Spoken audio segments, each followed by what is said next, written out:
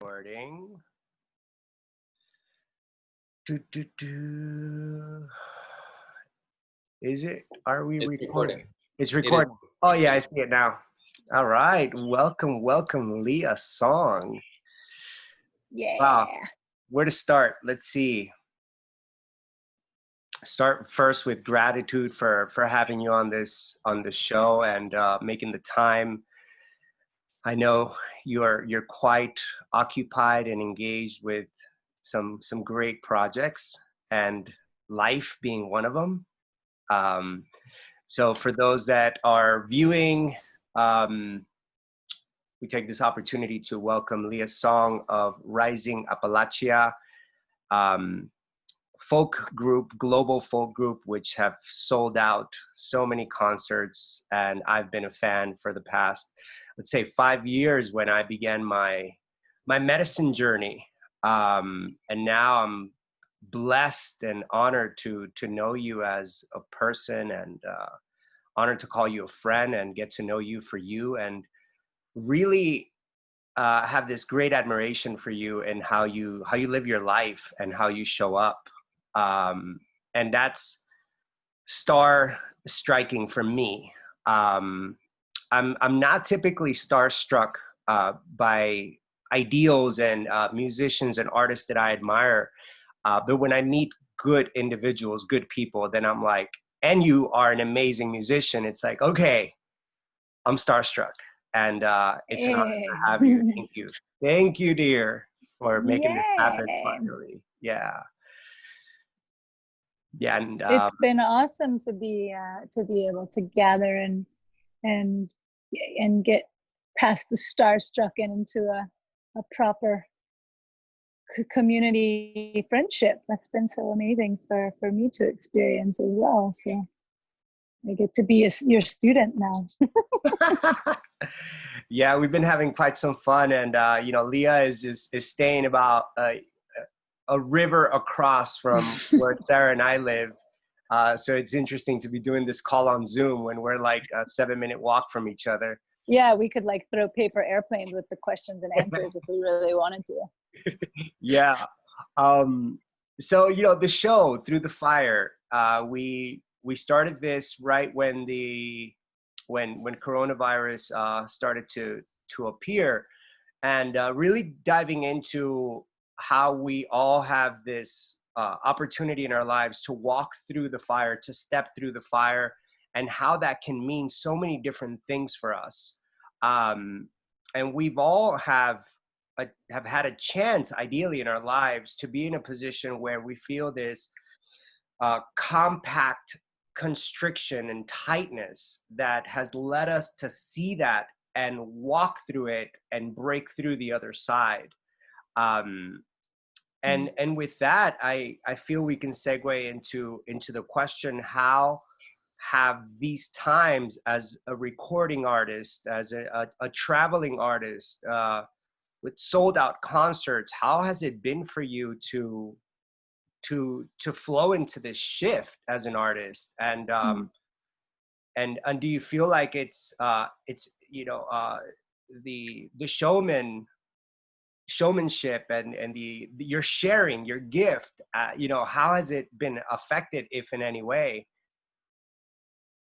Well, yeah, it's been very, very affected. I think actually performers, musicians, and probably athletes, but really, there are few people that have had the rug pulled out from them quite as ferociously as those realms. A lot of people have had their lives changed a bit or their jobs changed a bit, but the arc of our work and what we spent the last 12 years cultivating, just literally on a dime, has been completely stopped, canceled, shut down. We've had,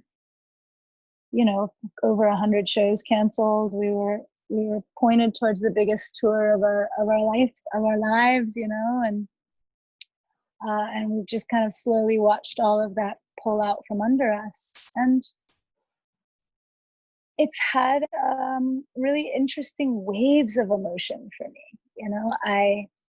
I feel like for the first time in in 10 years I've slept in the same place for consistent many months, you know, and honestly that's like a new set of emotions for me, to just have that kind of stability. And that's the part that's been so different for our world. It's not just that we lost our job, but also our entire lifestyle is no longer possible.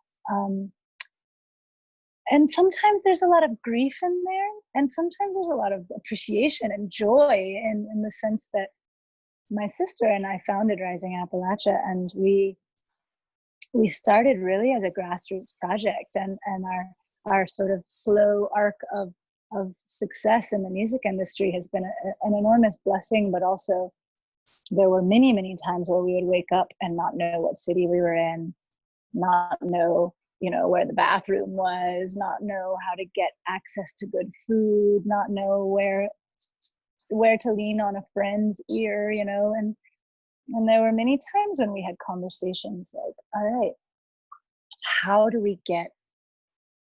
we slow this thing down? How do we get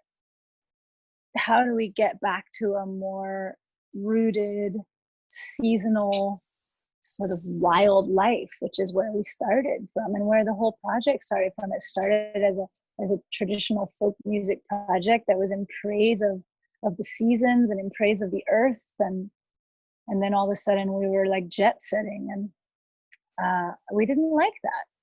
So I joke a little bit, you know, like dear God, you know, we did want to get off the road, but we didn't mean to cause a global pandemic. We take it back. Like, could we go for something in the middle? Could we like have a little bit of our jobs back, please? Like, sorry, we complained so much about it. It's been a really interesting roller coaster emotionally. So with this time that you've had of being in one place, you talked about there being appreciation, but also some kind of grief as well. Can you walk us a little bit through both of those things and how have they manifested for you in this time? Yeah. Because I'm sure there's so many other musicians and artists out there who can relate. Yeah, you know, it's interesting. I mean, like I said, I think all of my community that are performers and speakers and full-time travelers, we've all been checking in with each other and been like, wow, does your nervous system feel like it's getting a reboost in a way that you didn't even know you needed? You know, like there's this sense of stillness that I also am a deep student of yoga, meditation, and mindfulness, you know, and there's this sense of stillness that I've clung to as a fast-paced person, that now I'm really able to integrate and be like, ooh, the gifts of stillness. Like I can really understand that in a different way.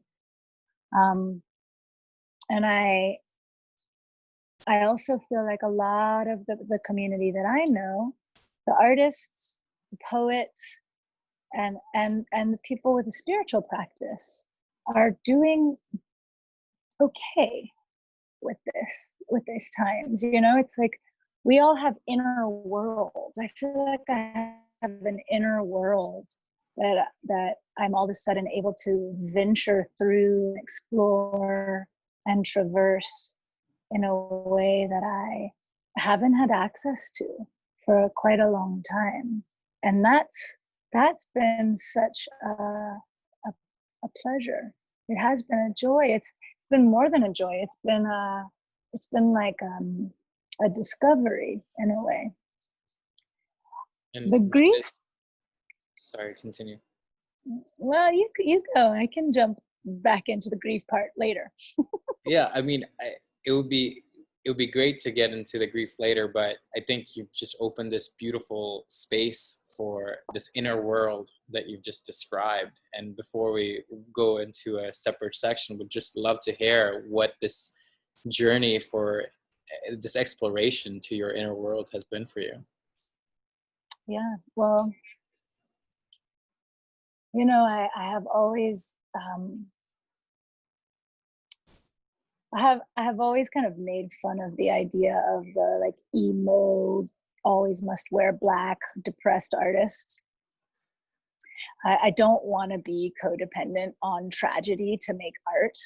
However, it is fodder.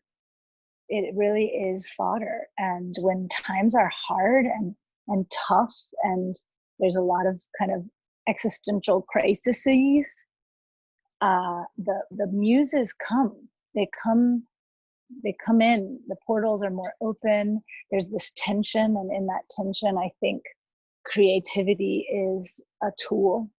And it's really interesting to me to see how there have been places of anxiety and emotional distraught that I have never ever witnessed in my life. I've never felt the amount of pressure and questions and crisis that I have felt in these last 5 months. And I also don't know a time that I have felt as connected to my own creativity in a really long time.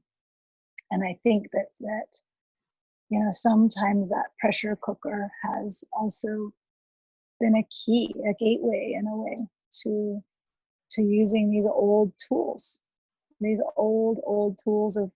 of self, of mindfulness, of inner journeying, of looking inward to find some respite and to find some salvation, really, for lack of a better word. That was beautiful share. Thank you. I have a question, and this is just a question that just came up, but I've thought about it before as well. You've talked about this inner world and the anxiety that you face, and the codependency that can be a fodder for creativity, right? And you talked about this a bit. When you are creatively expressing these places, do you feel like that ends up releasing some of these items, or do you feel like it just brings you more deeper and deeper into it? No, I think it totally releases. I think it's like a pressure valve. It doesn't give you answers, but it takes you out of needing the answers in an interesting way. You all of a sudden you get into the river of the process, and you're like, okay, I don't have the answers. I'm not any closer to the answers, but I feel a little less attached to needing them. How has it been for you to express in these times as an artist, where you have had outlets of obviously touring and recording? Has this shifted, and how has this shift felt for you? How has it been? Yeah. For me, I feel like one of the lessons that I have taken really seriously about this time is, and I think my nature is often countercultural, and it's a countercultural response. A lot of us are online more, and for me, I have felt like the lesson is to be as connected to the very tiny world that I'm sitting in physically as possible, to just be I'm so thankful for these tools, for Zoom. I taught my parents how to use it. We have a once a week call. I'm super thankful to be able to connect to people that I love that are far away. But overarchingly, to me, the lesson is to not be online and on social media and on our devices, but to actually sit with ourselves, sit in our practices, stare at the sky, plant a garden, even if you just have pots in your windowsill, study that garden, walk where you can walk, pull out your old art supplies or your old photo albums or books that you've never read. Like it has been for me this enormous ask of the world to actually stop trying to get out and get everywhere and hustle and meet and connect and build bigger and bigger and bigger, and really to stop and slow down, to sleep more, you know, to study more. And it has been in that way also such, I was talking with a friend last night, you know, and had the rug not been pulled out from under me, I would have never willingly done this to myself, ever. I'm a hardworking woman. I love hustling. I pride myself in my work ethic. I love our work and our job. I thrive in the fire. I wouldn't have put myself in this willingly. Mm. And that's been part of the lesson is actually slowing down and getting more quiet and more still and more connected to all of the subtle undertones of life that we have not been able to pay attention to, arguably for a generation, you know? Mm. I can totally resonate. You know, when Sarah and I moved out here to Costa Rica, to the mountain about 2.5 years ago, coming from Miami and having a steady, as a yoga instructor, like having that steady flow of everyday teaching and every day and every weekend having events and engagements, and moving here where I don't know anyone. I didn't know anyone at the time, and really dive in and sink into the practice and the teachings. It definitely brought a deeper, more profound sense of what is it that I share. And as you're sharing, it's like I hear your songs playing, right? And you're actually living your songs. And how beautiful is it to have this time to sit and discover your discovery, right? Where maybe you can talk a little on this. For example, when you're writing because you're on the fire and you're like, yeah, we're gonna record an album and we're gonna write and just put it out. Where now it's like there isn't that pressure, that fire. So the artistry is there, right? And what do you do with that when there isn't like that pressure from the world, and meeting the world with that fire and dancing with that? Yeah, I mean, I find so many artists are introverts, and I'm like a closeted introvert. You know, I like the stage, and I feel like I have spent many years crafting my relationship with steering an audience, and I love it and I miss it a lot.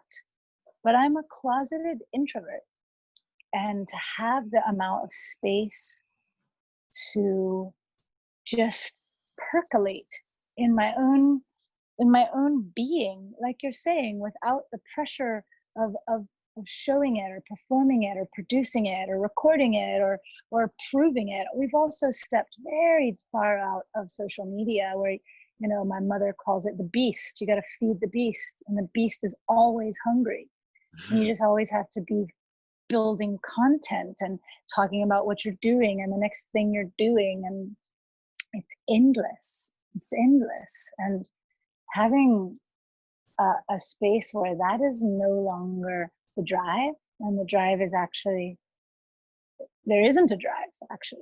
I mean, we do have a body of work that we have recorded over the last many years that we're able to slowly put together. And, you know, we have some tracks that are coming out over the next couple months. And that feels really, really just kind of like a gift, like an accidental gift.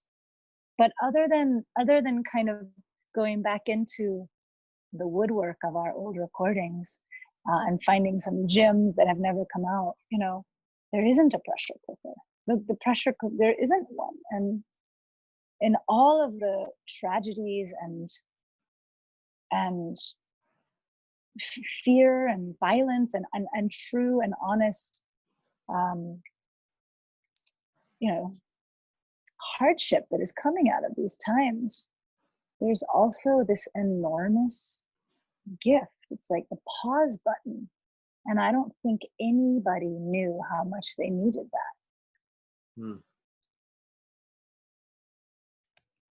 Yeah, with this, I mean, you've talked about the work ethic that you have. And you mentioned earlier, what I really liked was that you wanted a rooted wildlife, which I thought was a great, great way to describe what you were wanting. How has this time allowed you to manifest things that you would have otherwise not been able to manifest? Yeah, I mean, Like that fire that you have on a day-to-day basis, hustling and going out there, booking shows, crafting the stage presence, working on your music. How have you channeled that within this time? oh, you know, I I never liked the lifestyle of touring very much. I am a lover of the seasons, and I'm a lover of ritual, and if you're touring, you never, ever see the sunset, ever. You just don't see it. Sunset is when you're sound checking. Basically, fact, you're going to sound check at sunset. You're not really going to see the sunrise unless you really had a wild concert. And we didn't really roll like that. We weren't that kind of rock stars.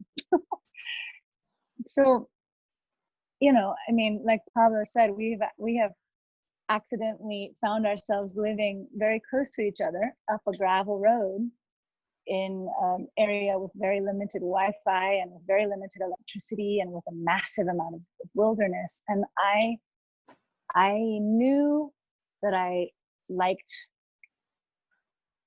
gardening and herbalism and the wilderness, but I never really had a chance to actually exist that way. And I spend 5, 6, 7 hours a day just in people's soil and weeding the neighbors' gardens and wandering up and identifying new jungle plants. And I'm in heaven. I'm just like, I feel like a kid in a candy store. And it's kind of what you said. I do feel like we're living our song lyrics in a way where we knew that that was important to us, but we were writing these archetypal songs, and then we were not able to live those ways, these old ancient ways that are tied to rituals and tradition and food and earth and soil and this, like I said before, the seasons and the elements. This has always been something really important to us, and now all of a sudden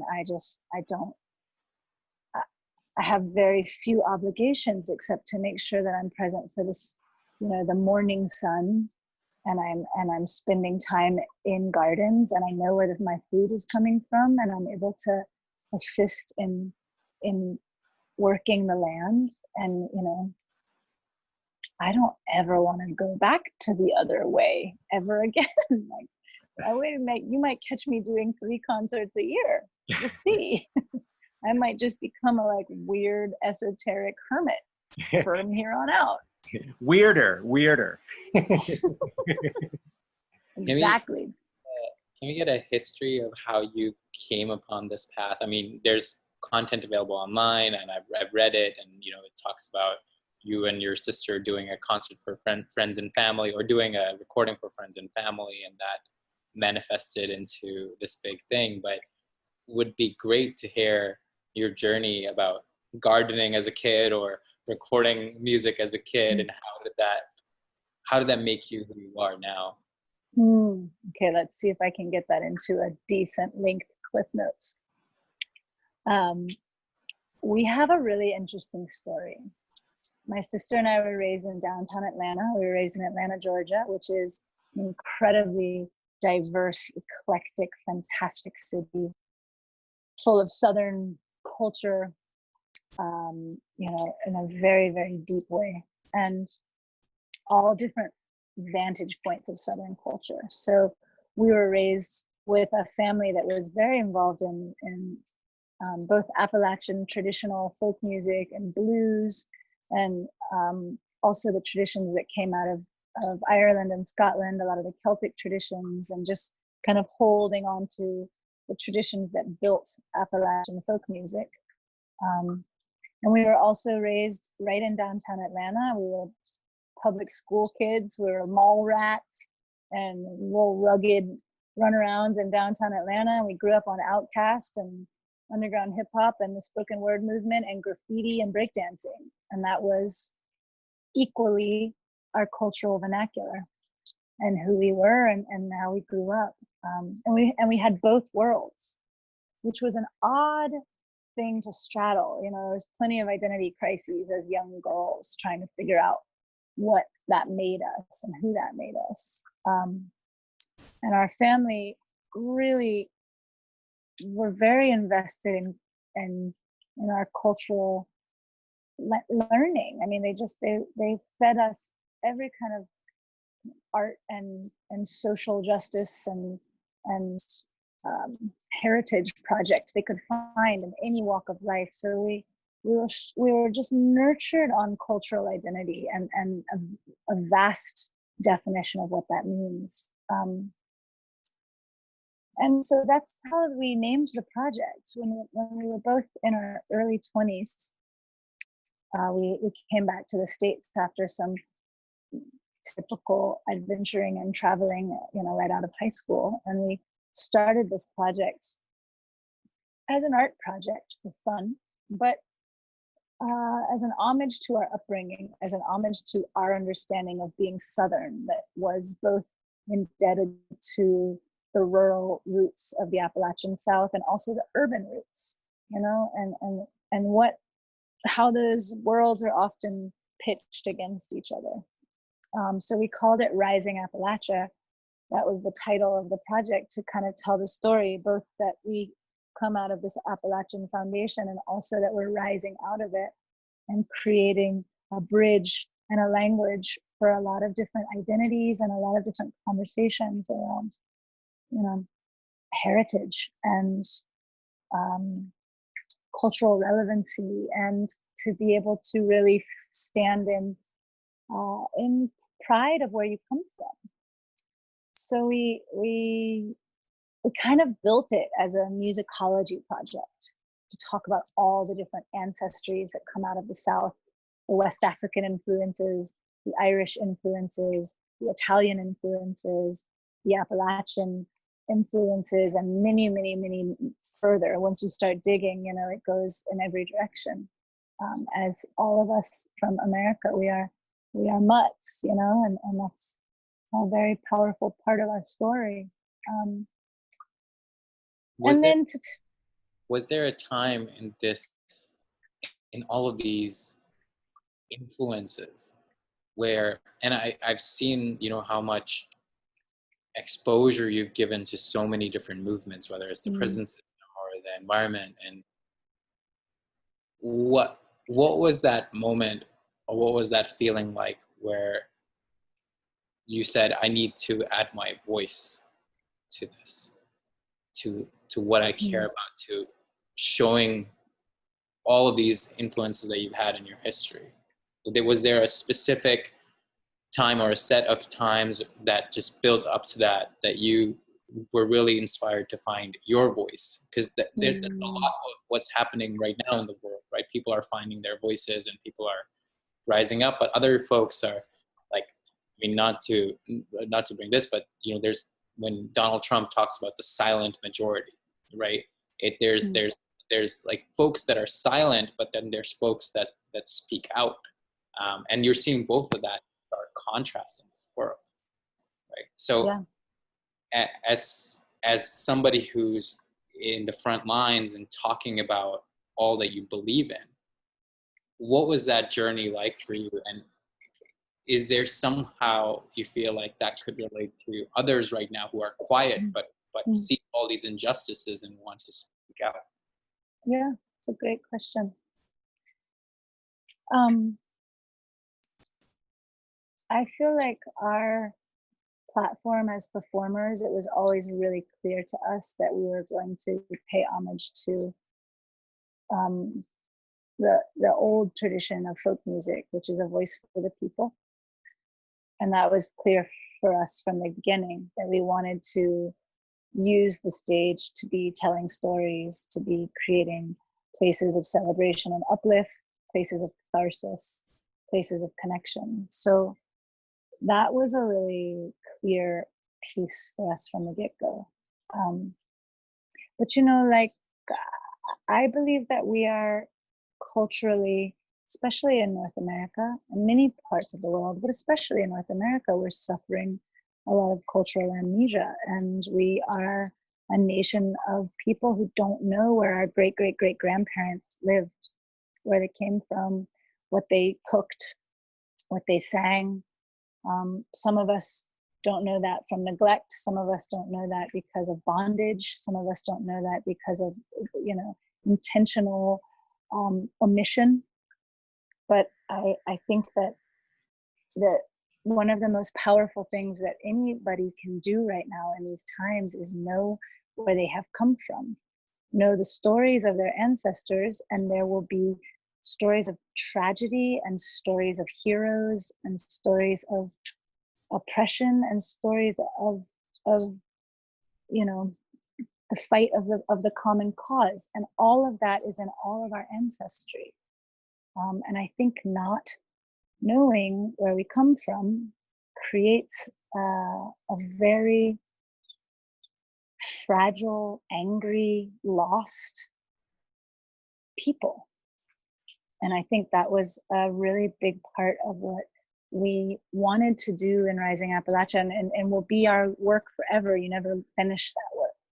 But we wanted to create a place where we were learning more about where we came from, and learning about how to tell those stories, and then really encouraging our audience to not sort of go outside of self to find a cause or an issue or a practice or a ceremony or a tradition that because we are all hungry for that, we're all missing that, but to really also look to our own blood and our own bones and learn the stories of where we come from. And I think that's a hard task to ask, and I think there's a lot of sorrow that comes from that, but there's also a lot of power.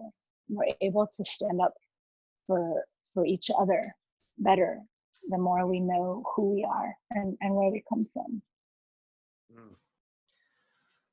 How is it,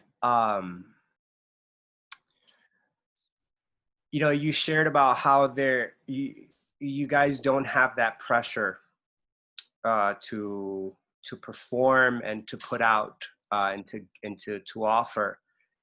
Is there an underlying sense of a response to your purpose, right?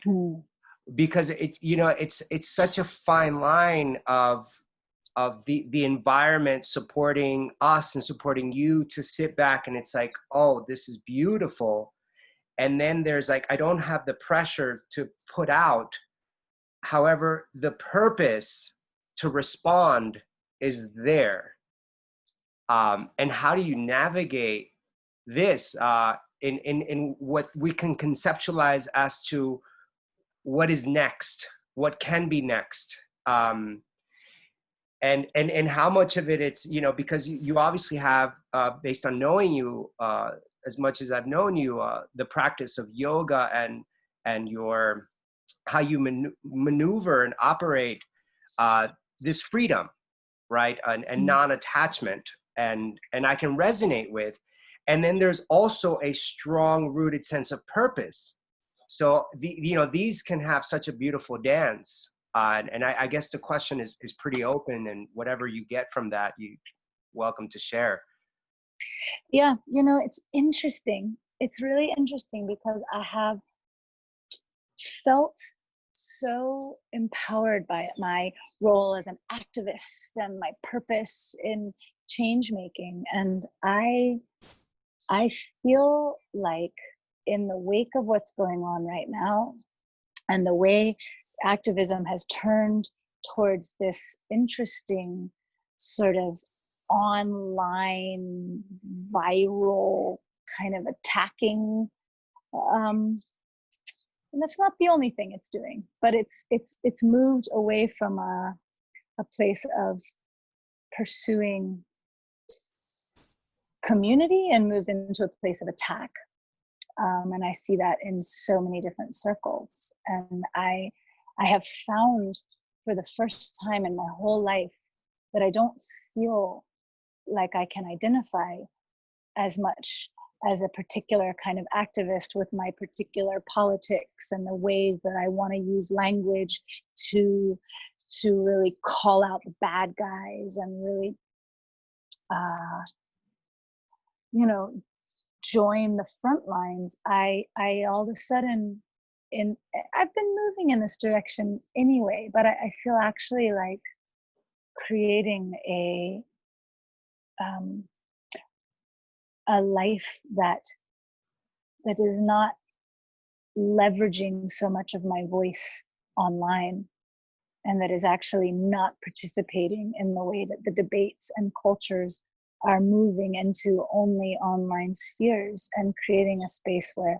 I'm actually building relationships in a quieter way, in a more one-on-one way, in a conversational way. It's interesting. It's less glorifying. It's less dramatic.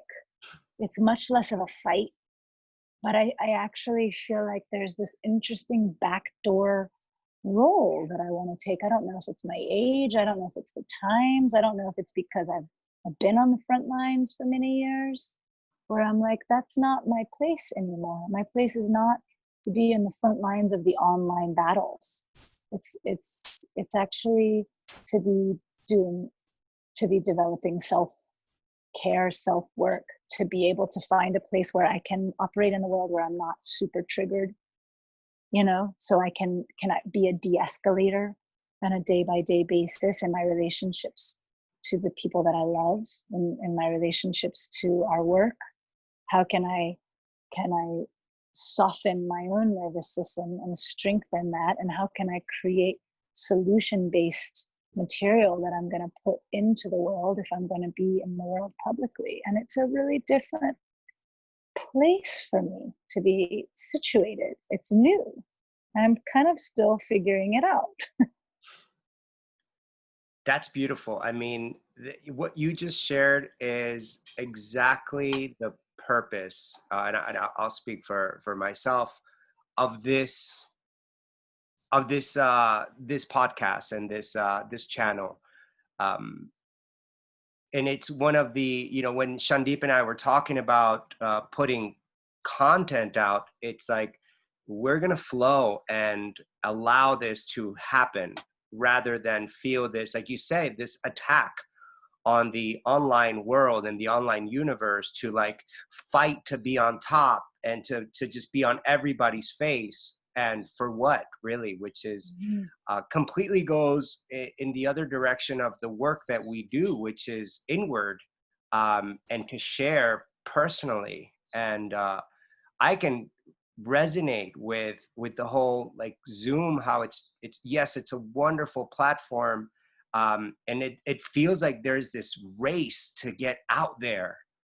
And then the question becomes, is it first to thrive? Is it survival? What is it for? Can we learn to survive without it? Can we be okay? Or is this the way? The online way is the way, the new way. And to challenge that is fascinating. So yeah, thank you. Yeah, it starts to feel so manic too, where you're just like, it's endless. I mean, this is the thing about the internet. There's not like off time. And so if you enter it, you're like, wow, am I doing better or worse at this? I don't think it's my language, and I think people are sharing good tools, but also it's new. And I think sociologists and psychiatrists are going to have all kinds of interesting reports in 10, 20, 30 years about what internet addiction really is and what it looks like and what it does to the psyche. And, how can we find our purpose and find our center in a digital era without feeling like we're constantly in need of being on? And I'm not buying into it. I sense how I feel if I'm in that headspace, and I sense how I feel if I'm in a headspace where I am tending to some different parts of my world that are not online and not available online, and then I'm not inviting them in, and I highly encourage all of us, to turn it off a little bit more and to slow it down a little bit more. And it's hard. It's like what I was saying earlier, if it's not pulled out from under you, it's hard to do it. But what would happen what kind of revolution would happen if the whole entire world was like, I'm shutting my online world off for 2 weeks? What would happen? Like, these are conversations I'm really interested in. What? 2 years, 5 days, something manageable. See, that's hard, because I'll tell you, I'm the CEO of a payments company, and I run a payments healthcare company. That's the company that we do, and it's a technology company. And what we do is we want to make it easy for people to pay for their healthcare. So when they're going to the hospital, they're not worried about filling out the forms. They're not worried about how to take, like, oh my God, I got to pay for this. What kind of insurance do I need to contact? Who do I need to call? We make it super simple for them. Just like take out your phone and pay. But now what's interesting is everybody's online and everybody's spread out. There's no office anymore. We gave up our lease, right? And I've been having conversations with my employees on a regular basis, and what I'm finding, and there was a study that came out just in Wall Street Journal yesterday, and it's like remote work isn't actually helping people. Now it's actually harming people because people are online so much, and there's not that much personal connection that used to be there. On the one hand, I'm seeing, people being more in front of their computers, and I feel like what this has allowed somebody in my position, and perhaps somebody in your guys' positions too, where you're the faces of movements and you're the faces of leaders and folks that are inspiring others, is checking in with the people that, like, for me, it's my employees. For you guys, it may be the people that you work with, and see how you can inspire them and build that relationship. But now that's become, even that is through Zoom, even that is through phone calls, right? Like, good, writing a letter and sending it may or may not come depending on how USPS is working these days. But it's true. It's just a process. And I feel myself, and I'm sure you guys do too, it's like, I don't want to shut things down for 2 weeks, because that would just mean like, hey, no, this thing is not moving forward. This dream of me wanting to help this society as a whole through bringing easier healthcare is not going to be possible. So there's this balance of technology where I'm like, yeah, I missed that kind of personal relationship and walking to work and meeting with my employees, and everybody's so virtual now that there's just these positives and negatives to it. So it's this balance that I try to balance on a day-to-day basis. It's just throwing it out there. So I'm not a proponent of the 2-week shutdown, because it's going to wreak havoc for and many other companies. But I do want to ask you, Leah, you've worked with these group of, you probably have folks that work in sound and lighting and all these people that, sure, it has had an impact on you, but on those guys that are not on the front lines, that are doing, some of the work that's not being seen on a daily basis. And I know I have a friend who does lighting for musicians at clubs, and he's like, I haven't gotten any work, and there's this huge emptiness that some of those guys are feeling too, right? How do you take care of your community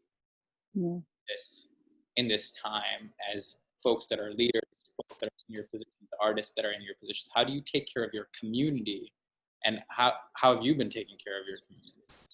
Yeah, it's a good fodder on all sides. I was talking with a friend of mine that's a therapist the other day, and he was saying all of my clients are online now, and therapy is really interesting because in one sense,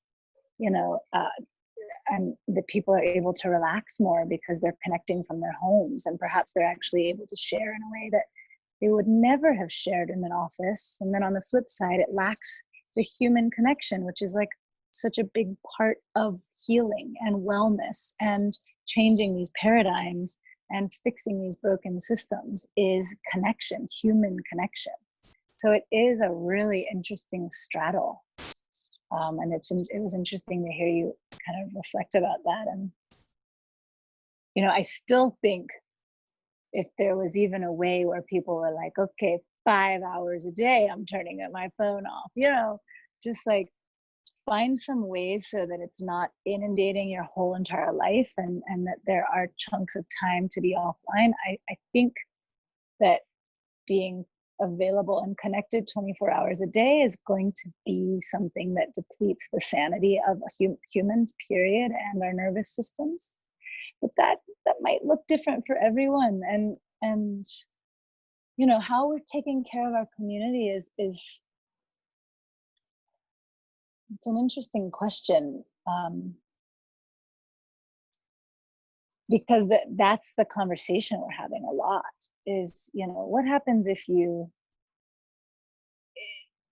read a book that you hadn't had time to read before, or if we offered a 5-week songwriting class where we were doing all work around ancestral lineage and music and songwriting, and we'll probably offer another one, again soon, and creating spaces where we're reflecting on, actually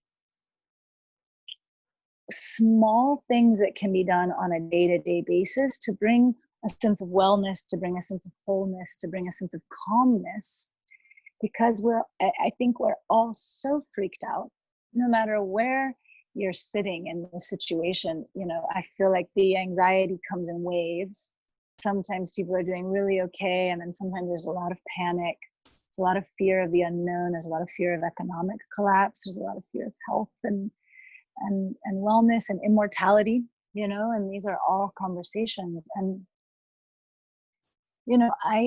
I do really believe that we have these ancient tools, as something as simple as a cup of herbal tea, or an exercise and breath work, or allowing yourself a 5 to 30-minute meditation before you enter into the river of work for the day. I mean, these things that we've hopefully all had access to anyway, in conversations about, are even more important now. And you think about the traditions of yoga and mindfulness, and these are 2,000-year-old traditions that are and Buddhism. My sister sat on a panel of Buddhist scholars and activists, and she sat in as the kind of weird artist in the call. And she called me afterwards, and she was like, man, the Buddhists have it figured out. They've been meditating on suffering and immortality and death for thousands of years. And they're like, yep, okay, we always knew this was coming. Like, there are so many practices that we can lean into, and everybody has to find their own. There's so many practices in wellness and self-care, in art and poetry and breathing and headstands and conversations with family members and online games. There's so many little tiny tools that we have access to, and I think it's really important that we each plug in an hour or two a day in self-care. Whatever that looks like for you, whatever you have resources and access to, and that we're sharing these resources. That's back to the online conversation. So much that is getting viral has to do with the worst case scenario and the worst news and scariest stuff. And actually, I also think, one place where we can really use the tools of digital technology is also sharing our resources, sharing things that have actually brought empowerment and calmness and a sense of joy and a sense of ease. Let's see that become viral as well, because we know not to trust the news. So we're going to have to take a lot of this into our own hands, and hopefully just create platforms where we can support each other in whatever tiny or enormous ways that we can. Thank you for sharing this. Is there a sense of, the way social media moves so fast and so aggressive. I mean, I remember when I first, maybe about 5 years ago, or whenever Instagram came about, and Facebook was still a thing for me. Um, it was like honest, posts and honest feedback.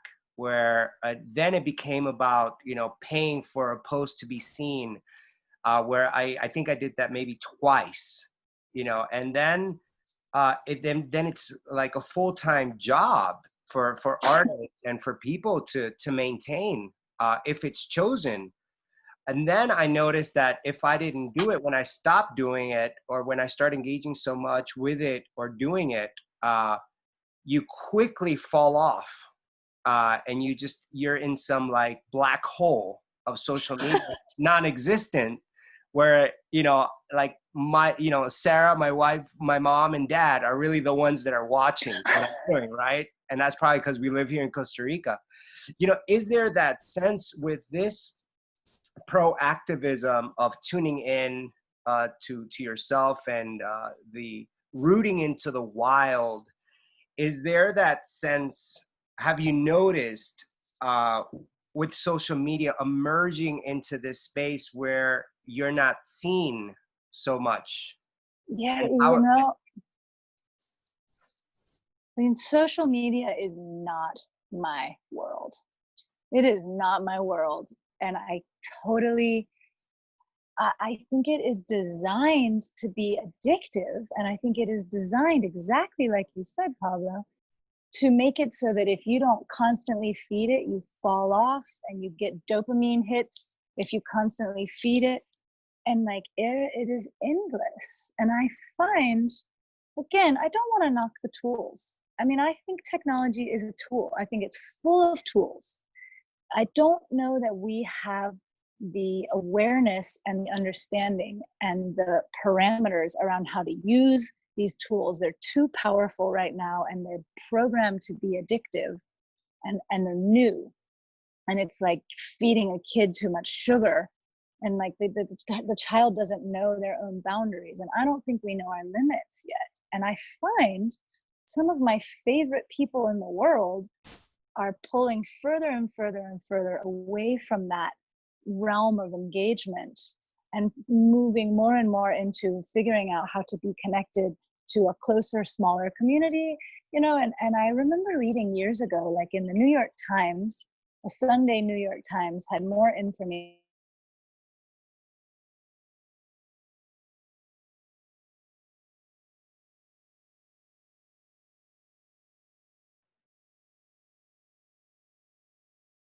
Pablo, did you lose Leah as well? yeah, she looks like she went into nirvana, into like bliss. Prefrontal cortex, yeah, bliss. Yeah. Oh, hi, Leah. Did I We lose lost. you? Welcome we back. Where was I? I think it would be great to, we've gone down this path. I want to go back to what we started with, a little bit, where you were talking about both the good and the grief that has come up with this. Would you, and what would you be open to sharing with the viewers about what has come up for you on that side? Because I'm sure many folks are also going through something similar. Yeah, totally. I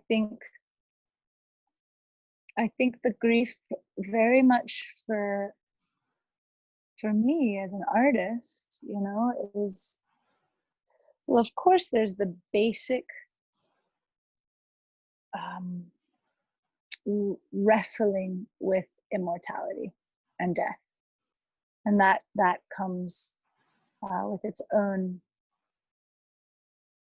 grieving and mourning and processes. And I think that's been both hard and both very beautiful to do as a culture, to do as a family, to do, as a daughter, to be in communication with my family about,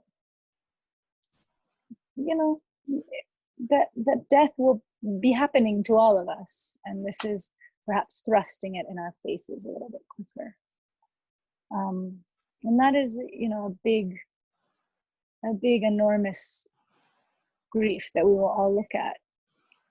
And then personally, you know, in my work,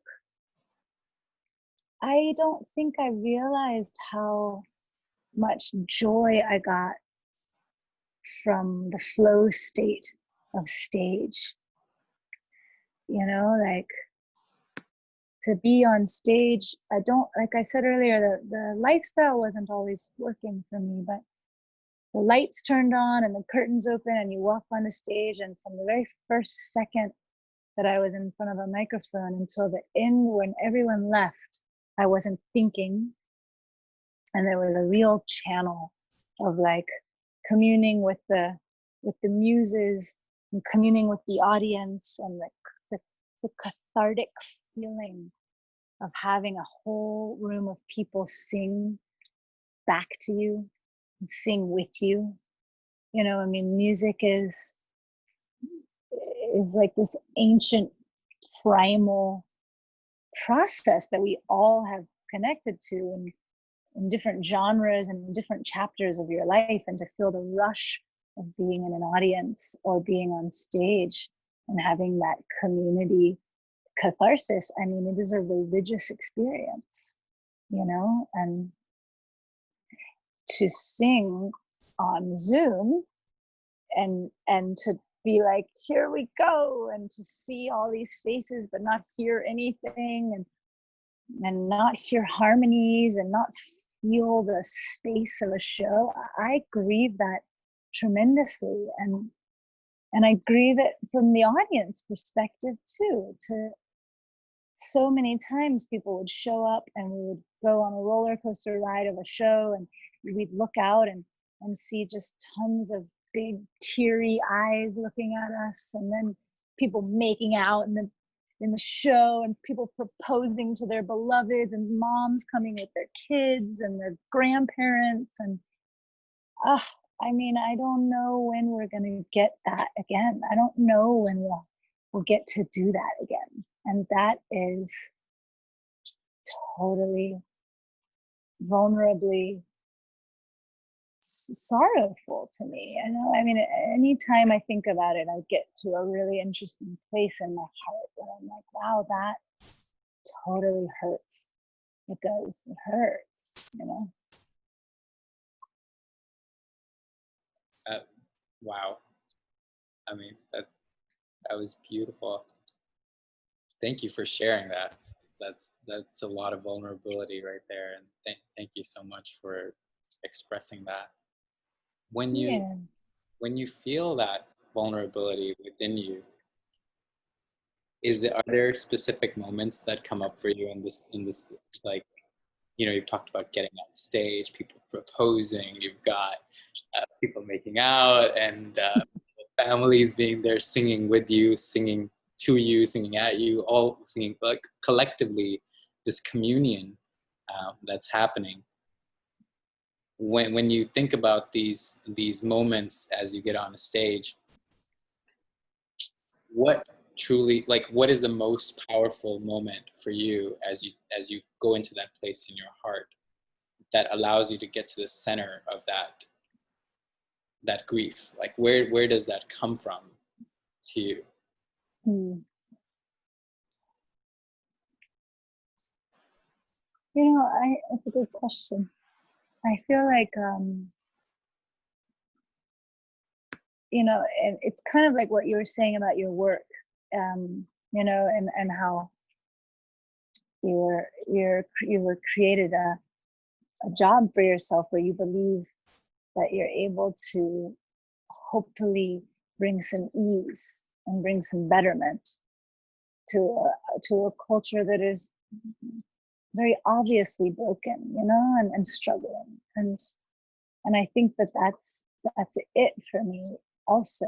It's like, it's in all of its pluses and minuses and massive imperfections, you know. I think at the bottom of it, we committed and to our work as performers in a way that we felt was a public service, in hopes that perhaps each concert would catalyze some moment for some person, or for many people, you know. and if we're lucky, for lots of us, ourselves included, that would soften some of the burdens of modern times, that would connect people a little bit closer, in a place where maybe they were feeling desperate or depressed or angry or hostile, that it would actually, night after night, create a catharsis in a way that maybe we would never see or never witness or never know, but that we had felt before ourselves in audiences, on stage, and that was our belief and our hope. And we committed to our project, all 6 band members, in a way that sometimes felt sacrificial.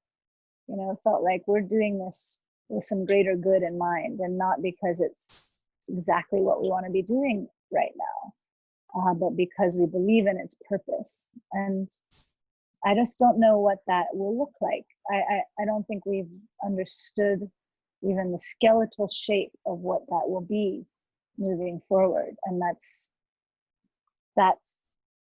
real. We have to sit with that and let it be unknown for a little while, and let it go, in a way. Is there a moment in your mind that you can go back to all the time, all these years you've performed on stage? Is there a moment on your time that, not the audience, but was one of the more special moments for you and your catharsis? And what was that like? Mm-hmm.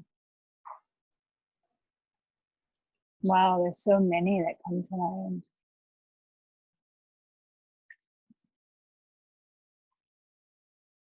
Huh. I mean, there's just so many things that come to mind. I just remember little things, at times when I felt really sick, just physically, like at a cold or something, or I was grumpy, or I was, just totally not in the mood to go on stage. And like, I would say every single time that was the case, and I was just in a mood, I would not want to go, and I'd be, man, I'd get on stage, and like by the first 2 minutes of singing, everything was gone. Like all my stuff and my drama and my moodiness, my grumpiness, my anger, like it would just leave. It would vacate my body, and oftentimes I would even physically feel like whatever little bug was creeping up on me, like whatever little flu or something, would also vacate, and that it really was an act of healing also for myself. And I don't have that, now if I'm like in a grumpy mood, I like have to just figure it out, because there's no, like, I don't get to just plug into this ancient art form of, collective catharsis that I've been codependent on for 12 years to like fix my shit, for lack of a better word. So, I'm just stuck with myself now. Wow, that's great. I'm one of the fortunate ones that gets to experience your gifts here on the mountains of Costa Rica, where you occasionally perform and share your gifts, and your workshops are amazing. So thank you, and thank you for still being you, and expressing in every way, shape, or form. It's really, really great to experience you, and to celebrate your songs. I feel you and your sister's songs, Rising Appalachia, they're timeless, and they're medicine, and they're healing, and I'm really glad that you guys get to be in this environment where there's enough quality of your offering that it's rich, right? It's gems. It's not a lot, and it's not constant, and it, to I invite everyone listening and tuning in to put on an album and sit back and just and listen and enjoy, and this be the biggest takeaway, and be inspired by your rooting into the wild, right? Which I resonate with. I feel like that's going to be the title of this podcast, Rooting into the Wild. Um, Thank you for your time, sister. Thank you. Thank you. Yeah.